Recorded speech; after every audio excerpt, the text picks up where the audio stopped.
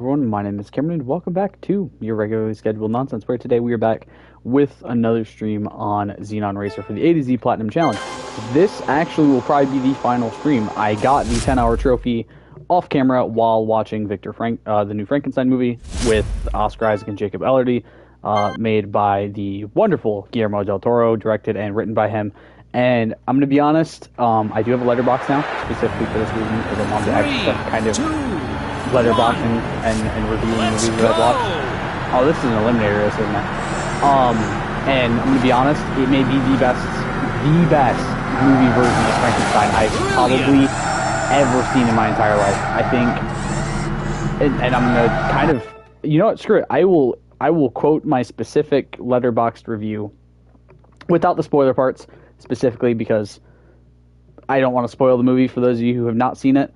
Granted, if you've read the original Mary Shelley novel Frankenstein or the modern Prometheus, it's literally a perfect, in my opinion, a perfect retelling. So this is the exact word for word review I gave for it. This may genuinely be the best movie version of Frankenstein I've ever seen. Del Toro did such a fantastic job adapting the original novel by Mary Shelley. From beginning to end, it felt like the words from the novel were being put onto the screen for you to see. And then I'm going to skip over the spoiler part.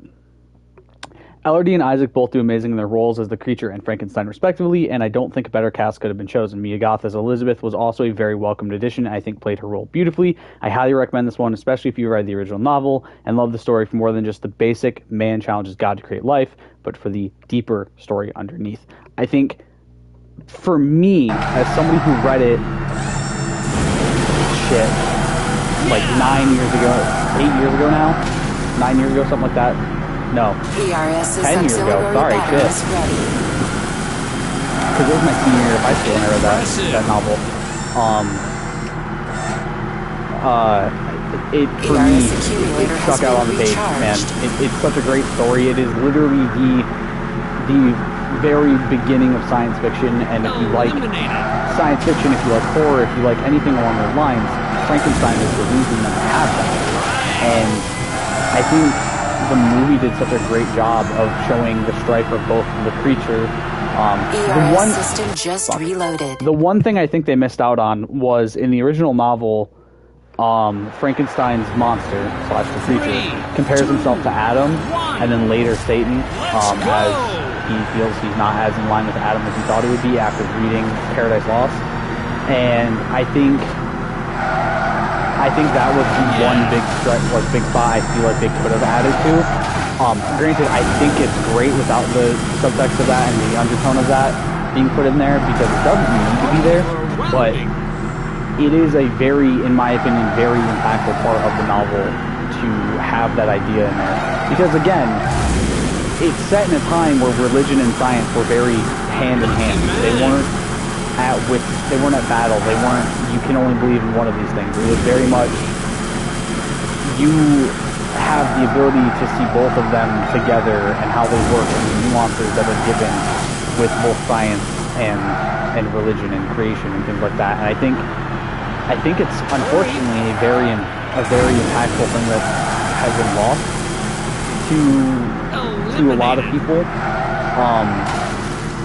And it's one of those things like, a while ago my grandmother was talking to me and she said, "Did you know that Charles Darwin on his deathbed redacted everything he said, or had given himself to religion?" I'm like, no, he didn't.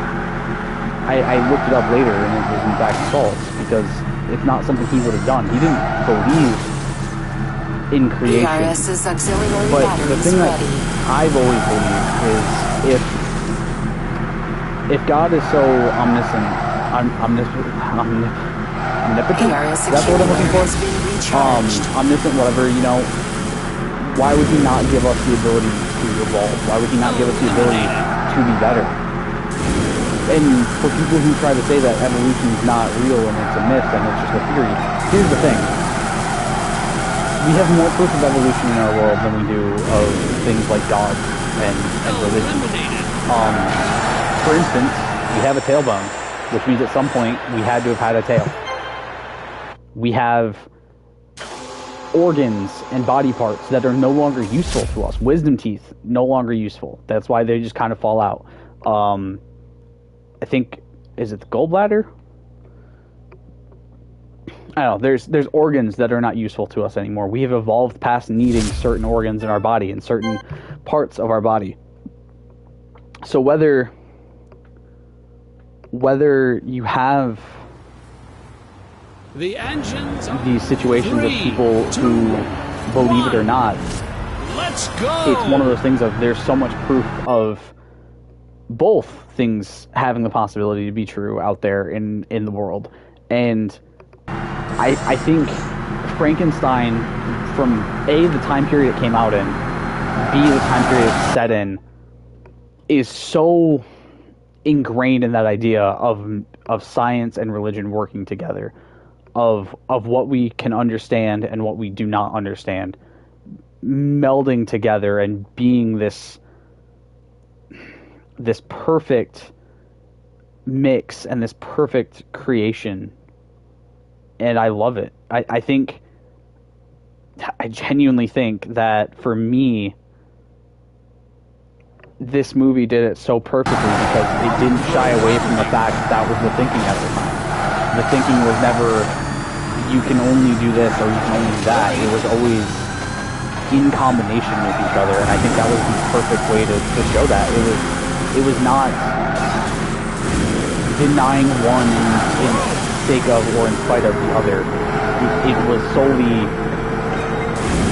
putting the two together and letting them build off of each other in such a magnificent way. And I think honestly, Del Toro, I think here's the thing. Guillermo del Toro is one of, if not the best directors in the world. I think he is fantastic. I would even go as far to say as he is probably my favorite director. And he, as crazy as it would sound to people who don't understand Del Toro's directing and writing style, I think he was the perfect person to capture the nuances and the greater themes of Frankenstein. Mary Shelley's Frankenstein is a very difficult work to adapt because you have to not only build on the idea of which one of them is truly the monster and which one of them is truly the man, but there's also the delicate balance of science and religion being used and defined as two parts of the same coin rather than two completely different stories, two completely different pages of the same book, if you will, or two different novels in the same series. Frankenstein is one of the most thought-provoking pieces of all time because it really gives you that idea of how far is too far when it comes to science, when it comes to religion, when it comes to these things of trying to be a person and trying to battle death, because it is a thing that a lot of humanity has tried to do since the dawn of time, is try to battle the inevitable, try to find a way around death. And I think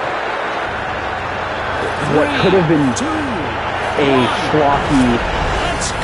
Oh, here's the flying car. Alright, so this is the final race, by the way. What could have been a schlocky movie about the ideas of Frankenstein just kind of put together if it hadn't been done by the right person,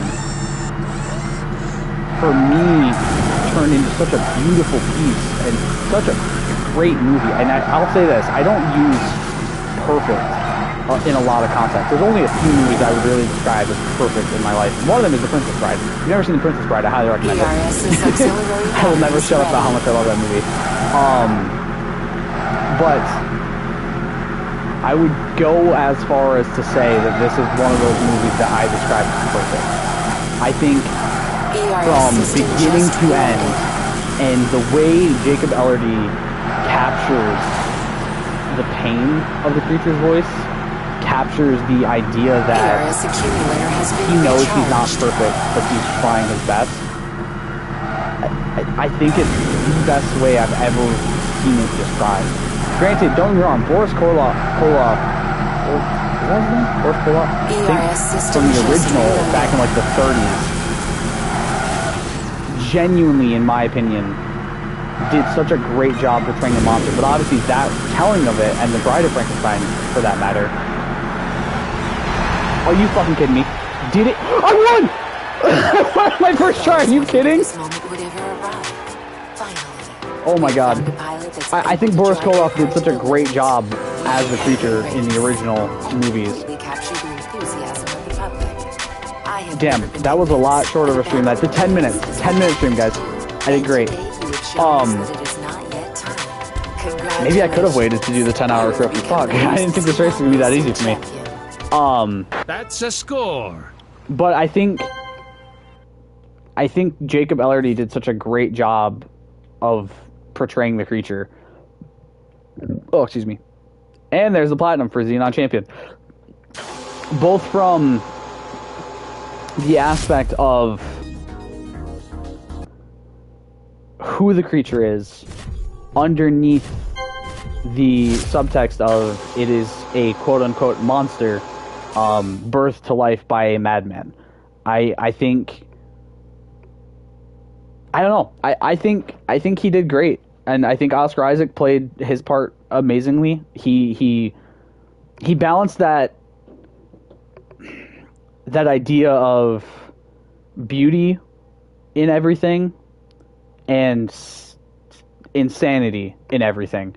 That for me personally, as somebody who loves the story of Frankenstein, the original novel by Mary Shelley, is done so perfectly by him. I think Oscar Isaac was the absolute best choice to play Victor Frankenstein. I don't think he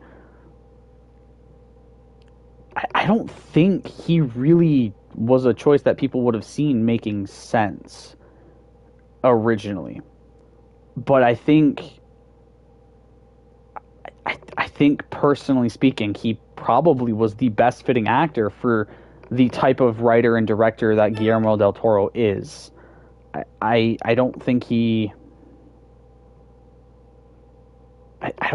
Del Toro had anyone else in mind. I'm going to be honest. I think Del Toro knew from the start when he started writing it and preparing to direct it, he knew who he wanted cast as Victor Frankenstein. Do I know that for a fact? No. But what I do know is that Oscar Isaac played the role to perfection. He showed every bit of insanity and longing and desire and wanton nature of understanding how to avoid death and how to create life, to the point where I was lost in the movie at points of like, holy fuck, dude, this is like reading the story from the get-go. Like, this is like reading the story all over again. And seeing everything, but seeing it in front of your eyes. And I think that's, for me, that's one of the best parts about the movie for me, is you didn't see Oscar Isaac, you didn't see Jacob Elordi, you didn't see Mia Goth, you saw Elizabeth, you saw Victor, you saw the creature, you saw all of them together, and they brought every ounce of the page to the movie. It wasn't, as far as I know, at least from the time I read it 10 years ago, they did not cut out a lot of the movie, or a lot of the novel for the movie, I should say, and it was so impactful to watch it and have it be done so well, because I really think that there are times when older novels and older stories get adapted in some way that they're just not done right, And I think, for me, Frankenstein was probably the best adaptation of an older novel like that. Like Bram Stoker's Dracula, like Frankenstein, like The Mummy. All these things that have had so many versions throughout time. From the 1930s to now, there's so many different versions. There's so many not good versions. I'm looking at you, Tom Cruise. But this one was, to me, perfect. And I cannot recommend it enough. I know I've been singing its praises for 14 minutes. But I genuinely think that this resurgence of the idea of the Universal Monster movies again, where, don't get me wrong, I don't think Universal will do it right again if they try to do any sort of combined universe again. And I will say I do want to watch Victor Frankenstein with both, oh fuck, Danny Radcliffe and James McAvoy, because I've still yet to watch that one. I really need to watch it. Why is Charles Dance in that one as his father too? What the fuck? So here's the thing. Charles Dance plays Baron Frankenstein, Victor's father, in this movie, the one I just watched with Oscar Isaac. That's insane to me that he's been Victor's father twice now. That's hilarious.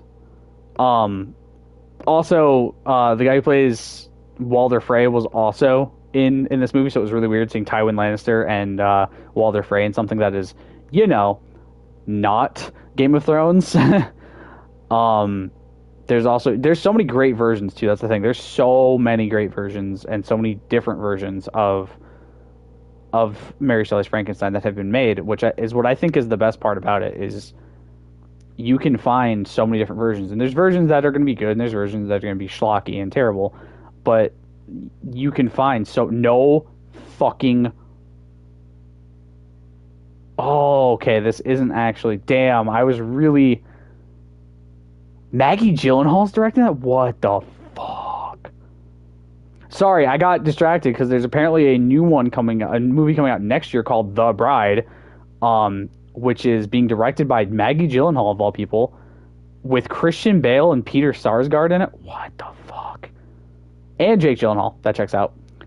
And it's going to be from the 1930 film. Wow, it's going to be based on Bride of Frankenstein and, inspired by, obviously, the novel Frankenstein. That is one thing. They didn't actually end up putting any of that stuff into it, which is fine. I think that's perfectly fine to not include the bigger points of it, which, yeah, is kind of a big point. I think had they put a specific spin into that, I think it would have not been as good. I think they put a lot of ideas of what to do into it. They didn't go into a crazy, what's the word I'm looking for? A crazy idea of like putting so much into it. I think they did enough of it and they put the right amount into it rather than going insanely crazy to it and just having so much to it rather than really going into like the deeper meanings of it and the deeper points of it. I think it was perfect because I'll say this.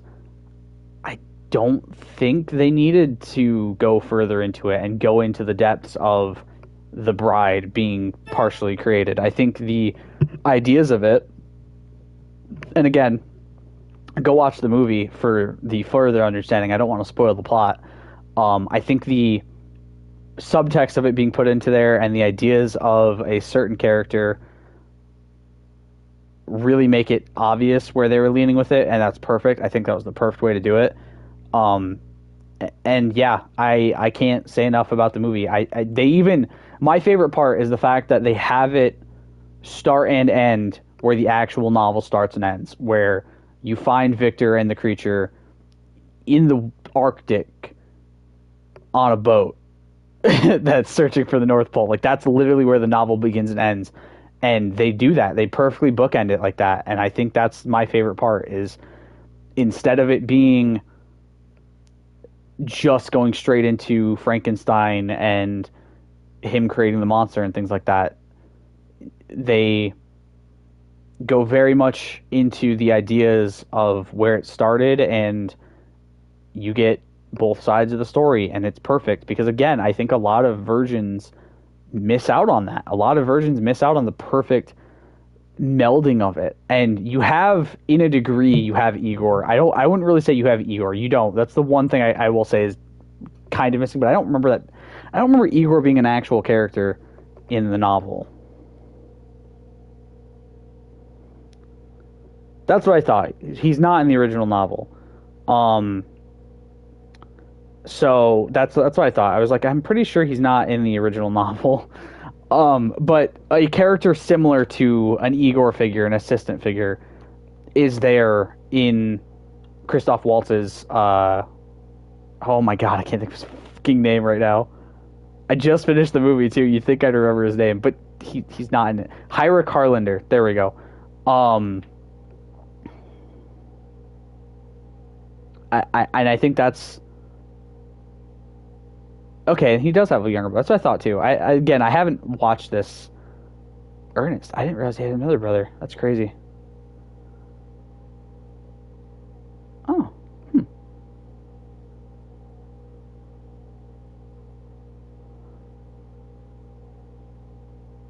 Nice. I honestly, again, like I said, it's been about 10 years since I've read the novel, so I don't fully remember all of the subtext. But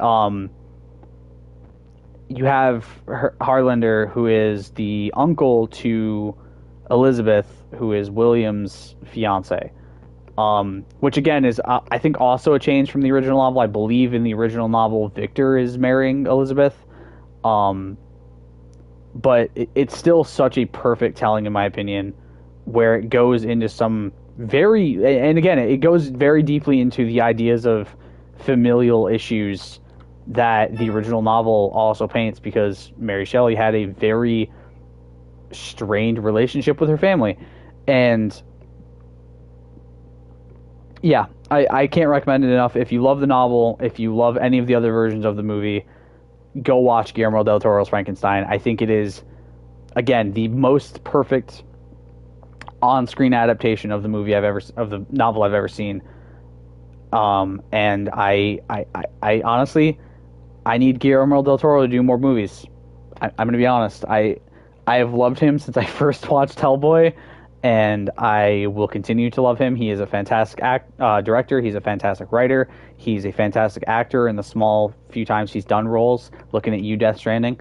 But yeah, I can't say enough good things about it. Del Toro knocked it out of the fucking park, man. And yeah, like, if you have Netflix, you should watch it. It's worth the watch. It is 100% worth the watch if you have Netflix.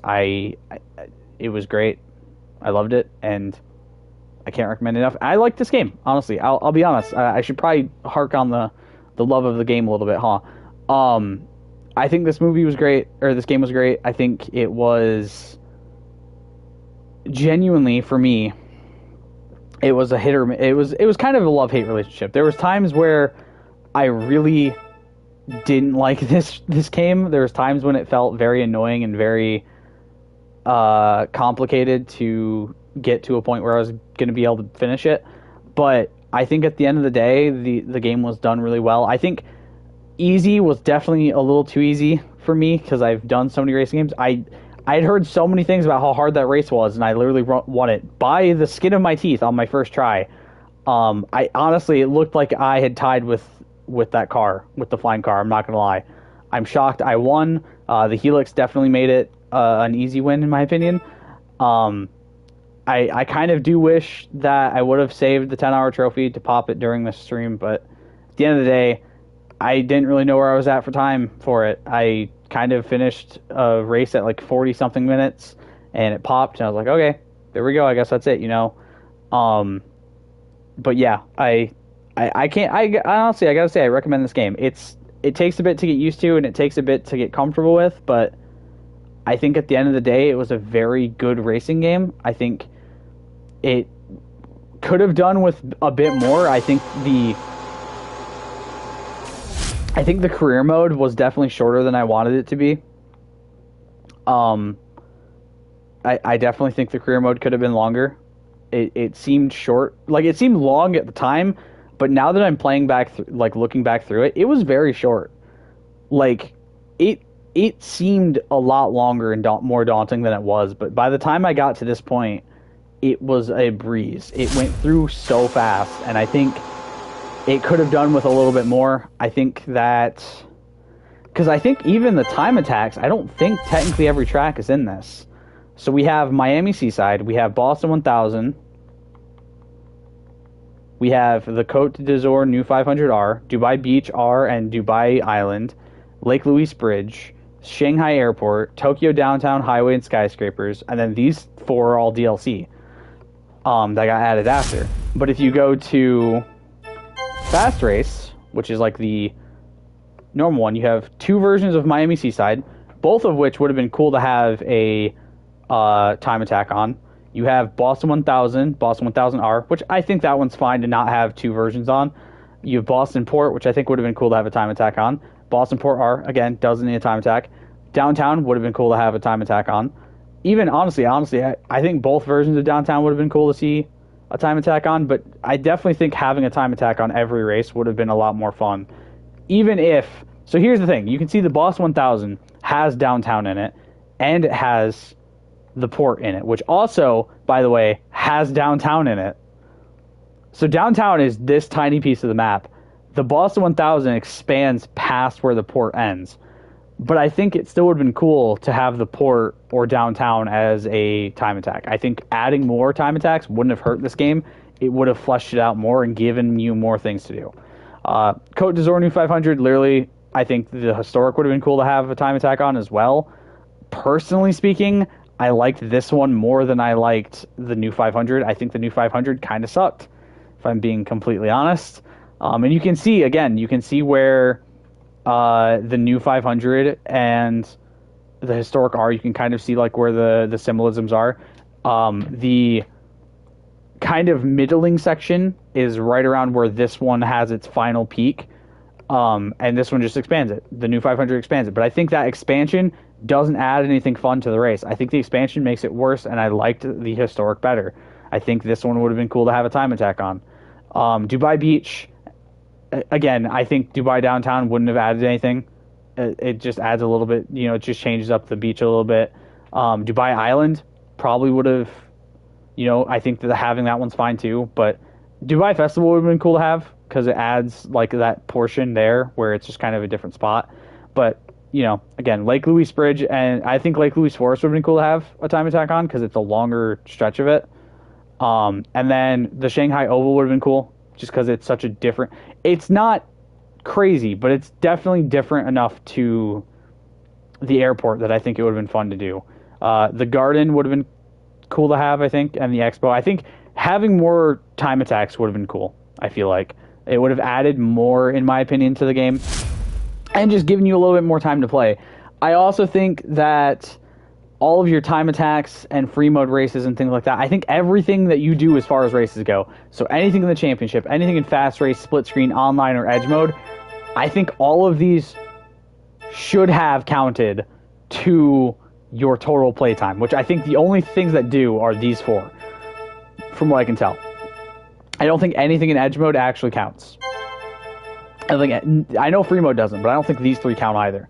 I think that would have added to it, just giving you more ways to gather your time up rather than just doing boring ass race, the same races over and over again. That's the biggest issue I had with this is you have a story that takes maybe 4 to 6, maybe 8 hours if you're not very good at the game and you're retrying races over and over again.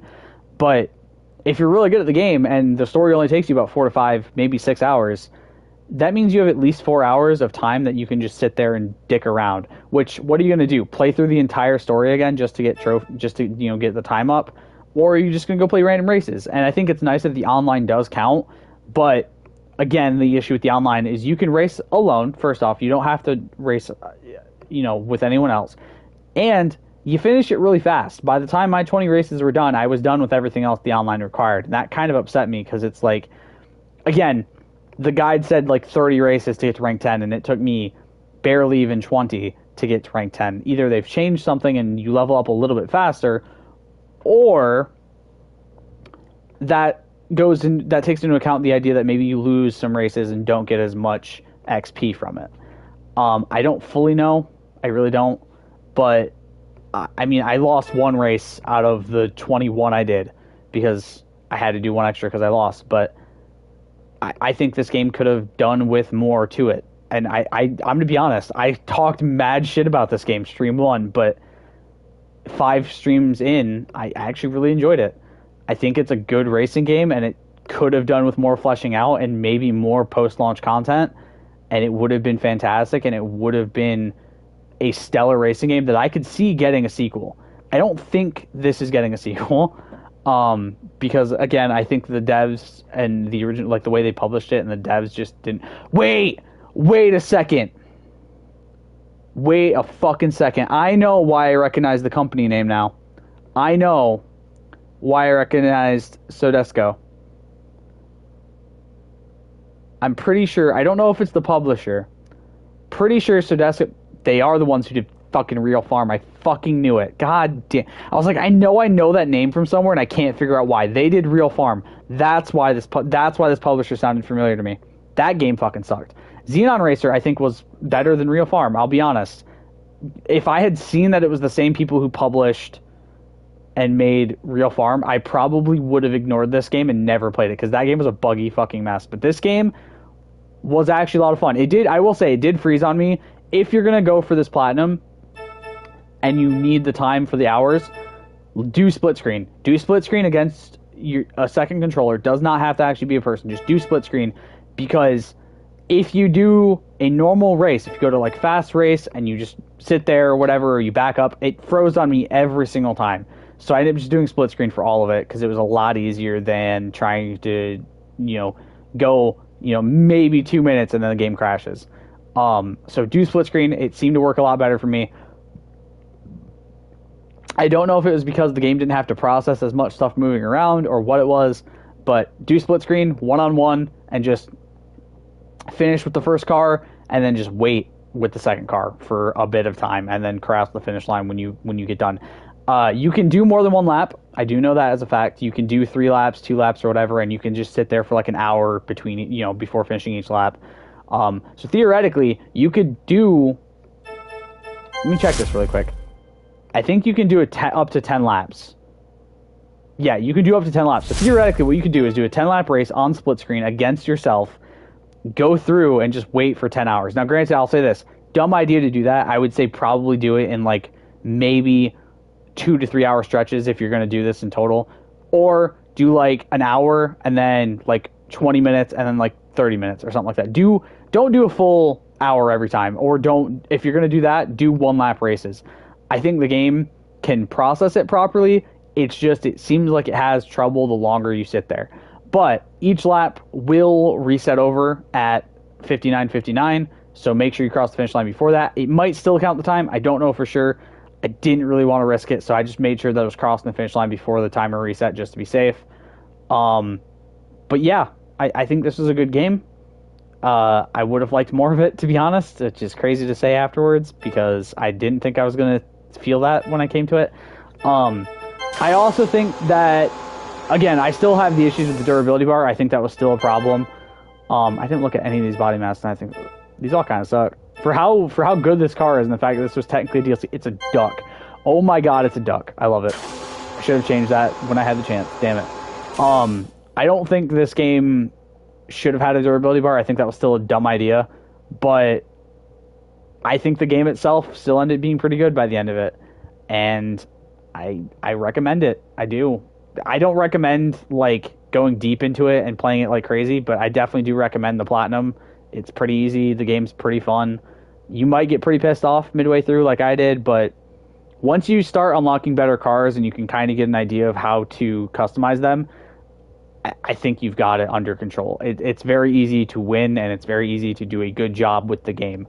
Case in point, me literally beating what is quote-unquote the hardest race in the game on my first fucking try. Granted, this is a DLC car. I will admit that. This is from the DLC. This is what I unlocked for doing the Nevada race, the Nevada time attacks. Maybe that had something to do with it. I don't know for sure. Probably did. But you could see, before that race, I was still kind of struggling on the other races. Like, it still took me a bit to get to first. I got very lucky, I think. There's very quick spot where I could have definitely had to retry that race a few times. But here we are. And I've managed to talk for fucking 23 more minutes on top, or 24 more minutes on top of what I had fucking done. Because it's just a 10-minute stream for the rest of the races, which I was not expecting. What I probably should have done is saved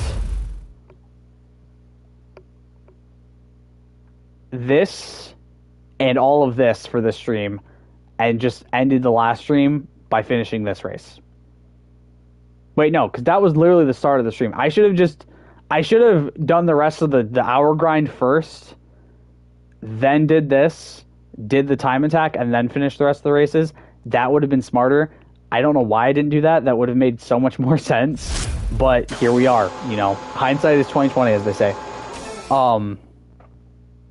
But yeah, I think this is great. This game was great, and I hope you guys look forward to.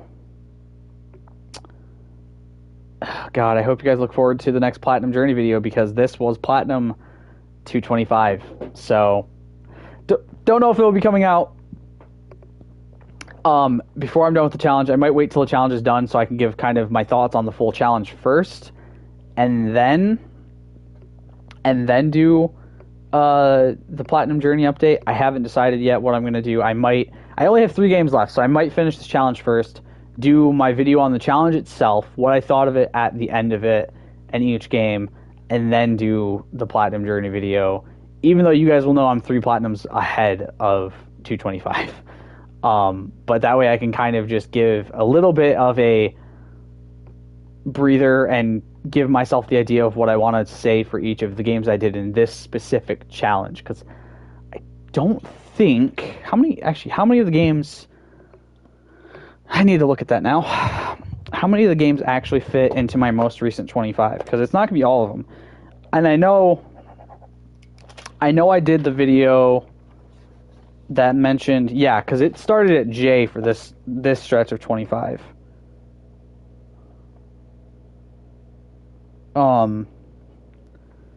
It started at J, which means I was pretty far through this challenge already by the time that... Ooh, damn, 3 days and 2 hours, not bad. By the time that I got to this section, because obviously I was still doing other Platinums midway through, which was always my intention. Again, I will say that it was never my intention to just avoid doing other Platinums, because I was playing other games at the time still. But so maybe I will talk about all this in its own video first, and then do the challenge review after the challenge is done. But yeah, I think, you know, we got another one done, and I really didn't expect it, to be honest. I didn't expect to do this well on it and get it done this fast, but here we are. You know, it's crazy to think that at the start of May, I was only to J. And then by the end of June, or by the start of July, I had just beaten M. And it wasn't until end of August I had done Q. And midway through September, I had done R and S. And then T was done at the end of September. And then U and V were done in October. And then W took me the last week of October and the start of November. And now we're, you know, to the 10th day of November, and we're done with X, and we have 3 games remaining. I've genuinely enjoyed doing this challenge so far, and I cannot wait for it to be done. I'm going to be honest. I really cannot wait for it to be done. We've done 225 Platinums, and I have no intention of slowing down. I will say it's going to be a while before I do another big challenge like this. Like, obviously, my goal for next year is just cleaning my backlog and doing at least 50 Platinums. We'll see how many I end up getting, but I hope you guys enjoyed this stream. I know it's fairly short. I tried to stretch it out as much as I could by talking about the game as much as I could, and obviously Frankenstein as much as I could. But, yeah, I hope you guys enjoyed. I'll see you on the next one where we start Ukulele. Stay golden. Peace.